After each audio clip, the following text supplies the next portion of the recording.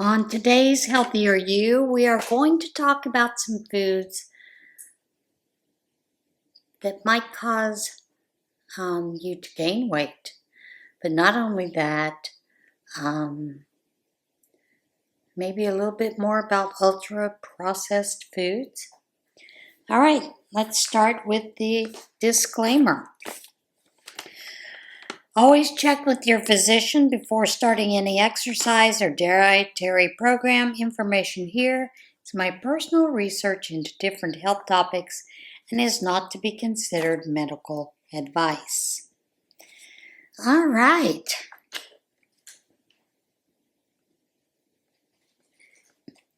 First, we're going to discuss some foods that may contribute to weight gain that you may not realize are. Certain foods and drinks included processed foods, and those containing added sugar like soda, breakfast cereals, may contribute to weight gain if consumed in excess. Many factors play a role in your weight management, including your diet. Certain foods are more likely to contribute to weight gain than others. These are processed foods that are high in calories, fat, added sugar, and salt. Now, also keep in mind that along with that are some of these that they call diet foods or low in fat, low in whatever, because they're going to add something somewhere, and it's not always something that's good for your body. Otherwise, nevertheless, these foods can fit into a well-rounded diet. Just make sure to monitor your portion sizes and enjoy them in moderation, especially if you're trying to lose weight.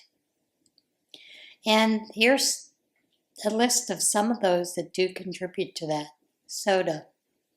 Soda is high in calories and added sugar, and it lacks important nutrients like vitamins, minerals, fiber, and antioxidants. What's more, it can often contribute to weight gain. In fact, research shows that people who regularly drink sugary soda are much more likely to gain weight than those who don't. One study found that people who drank soda alongside their normal diet consumed 527 calories more per day, which could result in a significant weight gain. Additionally, drinking soda may be tied to a higher risk of conditions like type 2 diabetes, heart disease, and some types of cancer. While you can still enjoy the occasional glass of soda, try to limit your intake to about 12 ounces and don't make it a daily habit. Opt for sugar-free versions of your favorite beverages to cut down your sugar intake. Now, I have a friend that she tells me she can't stand the taste of sweeteners, non-sugar sweeteners. So she chooses to have regular soda instead. And then she also can't lose weight, so who knows? It can just add a lot of things to it. Sugar sweetened coffee. Rich in caffeine and a variety of health-promoting antioxidants, coffee can be a nutritious beverage.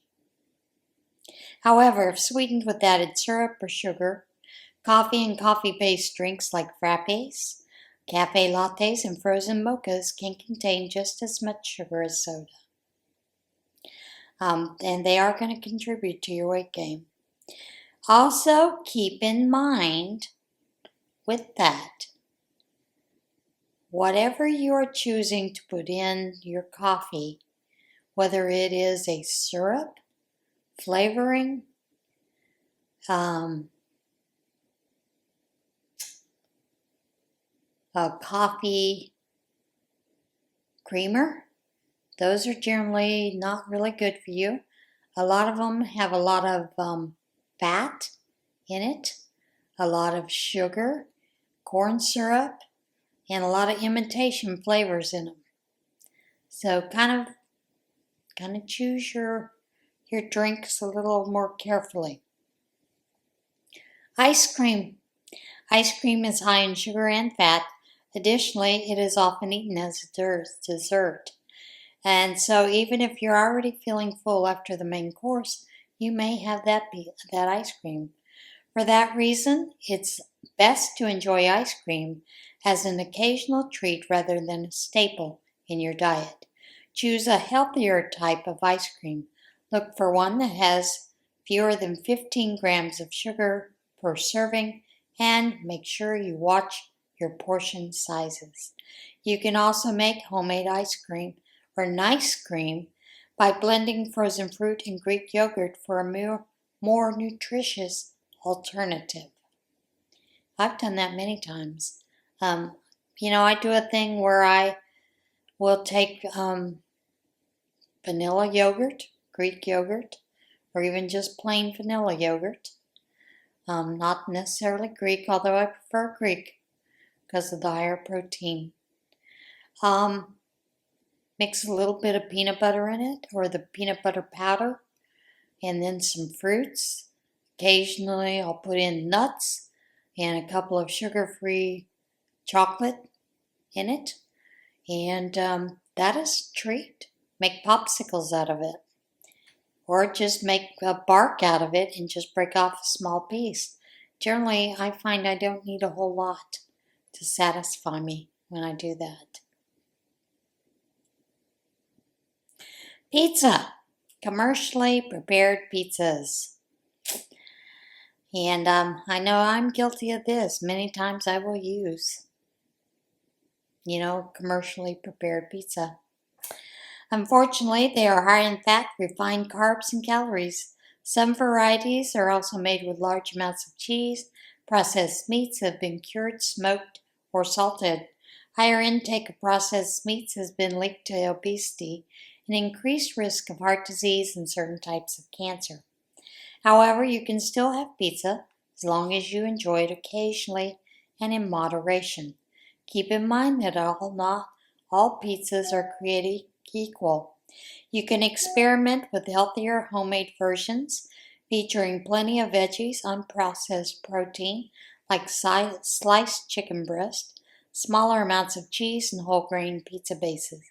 You can also try to find a pizzeria that uses some of those ingredients. I have found that I am satisfied with a low-carb tortilla as my pizza base, a little bit of sauce, a little bit of cheese, and generally a whole lot of mushrooms and onions, a little bit of beef on it, and I'm good to go. To me, that's the best combination for a pizza. Plus, it makes one serving. I'm done. Cookies and donuts, that's another evil thing. They have a lot of sugar and refined flour and fat, and also they're high in calorie. One large chocolate chip cookie can contain more than 220 calories, while a single glazed donut packs over 300 donuts. When cravings strike, stick to small serving rather than the entire packet of cookies or donuts. And I know there's a lot of folks that like the crumble cookies because you can get, 6 flavors in one package or 4 flavors, and they're big cookies. I have some friends that they're not on a diet, but they're on a, what they call it, a calorie deficit diet. But they splurge and they get the crumble cookies and they only take one bite. They share the cookies and they take one bite and then throw out the rest. Hey, if you got that kind of willpower, go for it. I do not. French fries and potato chips. Oh, that's a popular choice of snack or side, especially when eating out. Just remember 4 ounces usually has about 378 calories, which makes it a high-calorie food when it comes to fries. They're also usually high in salt and fat. And generally, they're also served with a lot of high-calorie foods like burgers, deep fried fish, deep fried chicken. And then you're also going to have sauces added to it. So combined, that's a problem. So instead of frying potatoes, you can boil or bake them before seasoning with your favorite dried herbs and spices. If you're also craving a dipping sauce, try using some unsweetened Greek yogurt, flavorings like chives, garlic, smoked paprika. Chips are probably one of the hardest things to get away from. If you go to a Mexican restaurant, they serve you chips and salsa. Before you know it, you've eaten that whole basket or half the basket by yourself. How many calories is that? Who on earth knows? So yeah, you need to be careful of those things. Choose some different alternatives if you can. Sugary breakfast cereals, need we say more? High in processed sugars. They normally have about 13 grams of sugar per cup.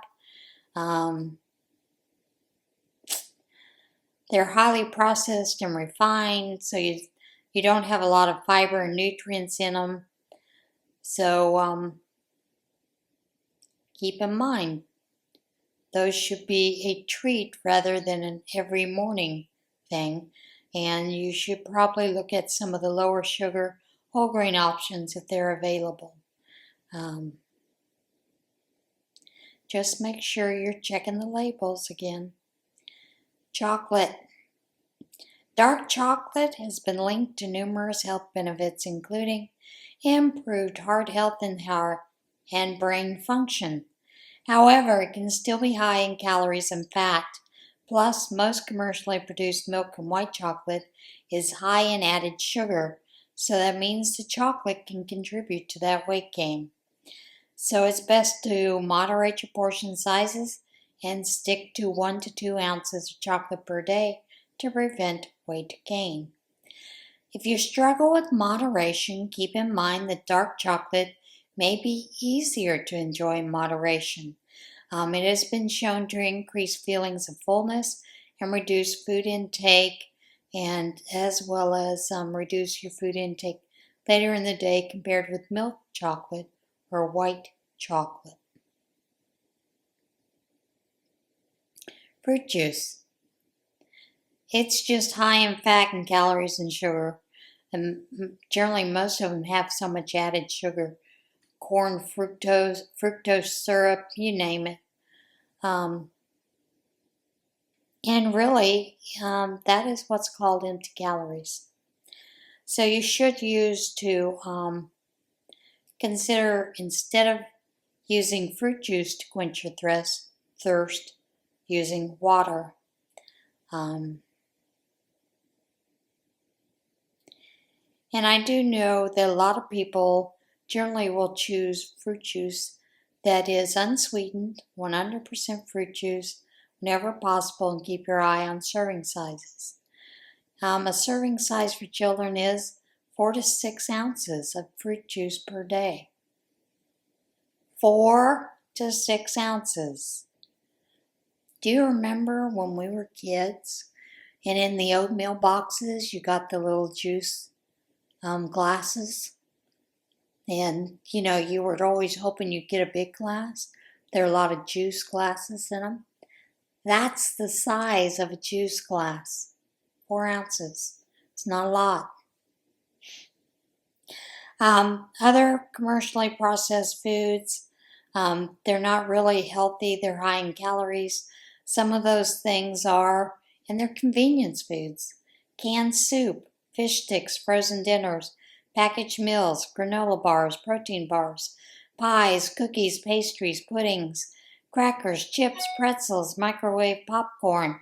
Yes, microwave popcorn. Sweetened dairy products, flavored yogurt, ice cream, popsicles, milk-based drinks, frozen yogurt, processed meats, hot dogs, deli meat, beef jerky, pepperoni, bologna, sausage, canned meat.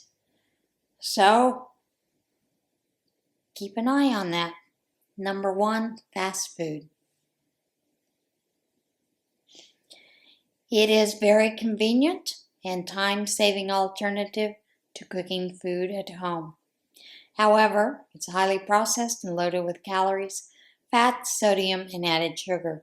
So you want to limit your intake of high-calorie foods such as burgers, tacos, burritos, pizza, fish and chips, mozzarella sticks, french fries, donuts, fried rice, chicken nuggets. Aim to cook most of your meals at home and not eat fast food more than 1 to 2 times a week. When you do swing by the drive-thru, look for restaurants with healthier takeout options whenever possible, such as soups, salads, sandwiches, wraps, or burrito bowls. Aim to load up on the veggies, whole grains, and some lean proteins. Processed foods lead to weight gain, but it's about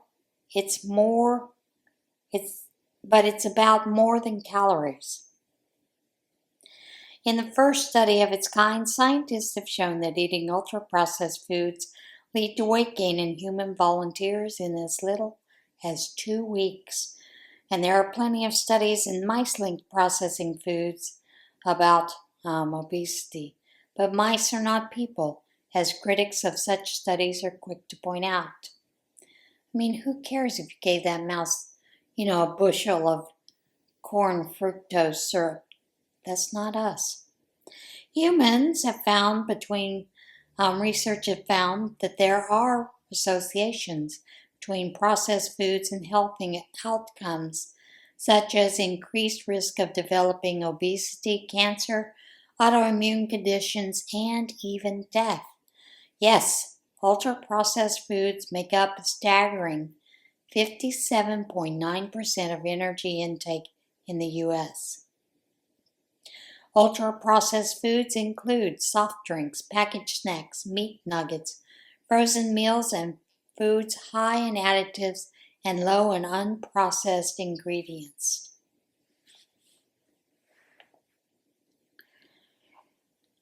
And what's funny is they were surprised by the findings, these researchers.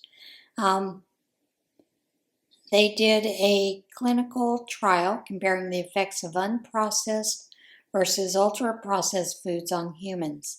They had 10 male and 10 female volunteers who stayed at the National Institute of Health Clinical Center for 28 days. Half of the participants ate ultra-processed food for the first 2 weeks, while the others received unprocessed foods. After the 2-week period, the group switched, allowing each participant to eat both the ultra-processed food and the unprocessed food for 2 weeks. The volunteers ate 3 meals per day. Researchers asked them to eat as much or as little as they wanted. They also had access to snacks and bottled water all day. We hypothesized the ultra-processed foods might lead to increased calorie intake because they are often higher in sugar, fat, and salt, while being low in fiber. Therefore, when we match the ultra-processed and unprocessed diets for these nutrients, we expected the ultra-processed diet to result in similar calorie intake and little differences in body weight. When the volunteers were on the ultra-processed diet, however, they ate an average of 508 calories more each day than when they were on the unprocessed diet. As a result, they put on an average of 2 pounds during this time, mostly in the form of body fat. I was surprised by these findings from the study because I thought we matched the 2 diets for components like sugars, fat, carbohydrates, protein, and sodium. There wouldn't be anything magical about the ultra-processed food that would cause people to eat more. This came from Kevin Hall.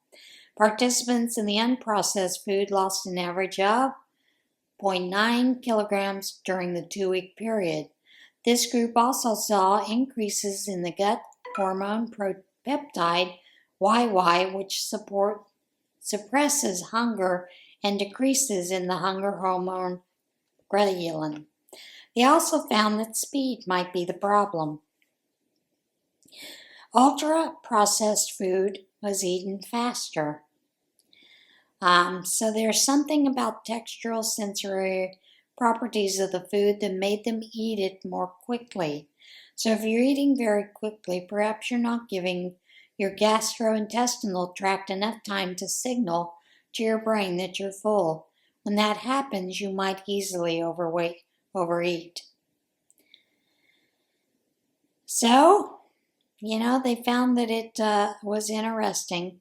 They found that the ultra-processed food group actually consumed more carbohydrates and fat than the unprocessed food group, but not protein. So finally, the meals in the ultra-processed group had a higher energy density than the unprocessed group, which Hall proposes likely contributed to the observed excess energy intake. So yeah, there you have it. That's kind of interesting. All right, guys, that is it for today's Healthier You. I'll see you again next week, everybody.